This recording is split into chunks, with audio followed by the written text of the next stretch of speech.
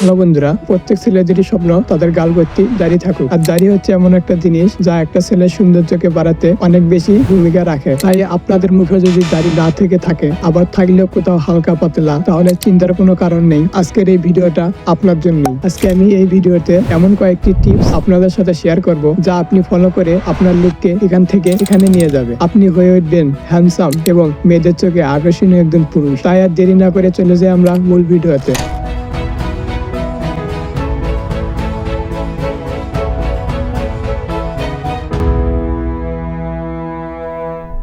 Number 1, ফিটকারির ব্যবহার। এই ফিটকারি আপনি সেলুন কিংবা যে কোনো দোকানে পেয়ে যাবেন। এই ফিটকারি আপনি যেভাবে ব্যবহার করবেন, দেখুন, গোসল করার আগে এটি ভিজিয়ে কমসে কম 2 থেকে 3 মিনিট আপনার মুখে ভালো করে ম্যাসাজ করুন এবং আধা ঘন্টা পর আপনি আপনার ফেসকে ধুয়ে ফেলতে পারেন। তো এটি আপনার দাড়ির গোড়াকে খুলতে সাহায্য করবে এবং আপনার দাড়িকে ঘন করবে। এটি আপনি সপ্তাহে 4 থেকে 5 দিন ব্যবহার করবেন। এটি ব্যবহার করলে আপনি খুবই দ্রুত ফলাফল পাবেন। বন্ধুরা, এরপরে আপনাকে যেটা করতে হবে, আপনি যদি দ্রুত ফলাফল পেতে চান, তাহলে মাসে একবার হলেও আপনাকে ক্লিনজিং করতে হবে। এর ফলে হবে কি, আপনার দাড়ি শুরু থেকেই মজবুত এবং ঘন হয়ে গজাবে।